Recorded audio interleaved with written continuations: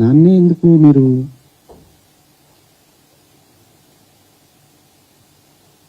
ఎందుకు నేనేం చేశాను?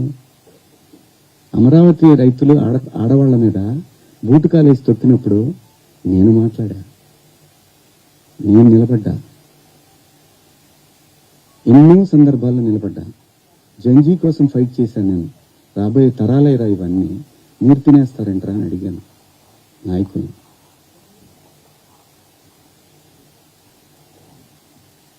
మీరందరూ కూడా మన పేపర్లో కానీ లేదని కానీ ఎప్పుడైనా సరే ఒక మిస్ వార్త ఏదన్నా గబుక్కన మనం టీవీలో ప్రజెంట్ చేసినా కూడా సవరణ అని ఒకటి ఇస్తారు. మీరు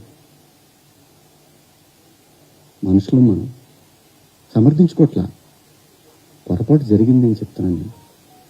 దానికి మీరందరికన్నా కూడా ఎంత ఇది ఉందో కానీ నేను ఎప్పటికి సెట్ అవుతానో నాకు తెలియదు.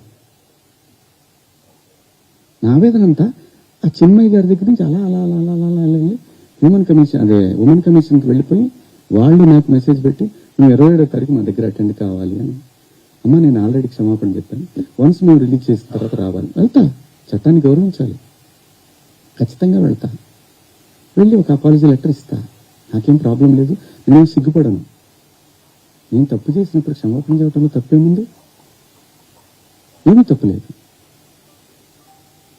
ఇష్టం వచ్చినట్టు మాట్లాడుకుంటున్నారు.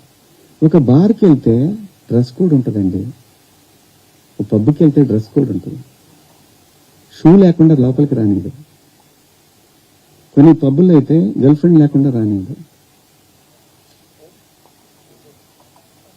నేనేమన్నాను? మనిషి ఆదిమానవుడు కోతి నుంచి మనిషిగా రూపాంతరం చెందిన తర్వాత ఇంగితం ఎక్కడ స్టార్ట్ అయిందంటే ఈ శరీర భాగాలు కనపడటం కరెక్ట్ కాదే,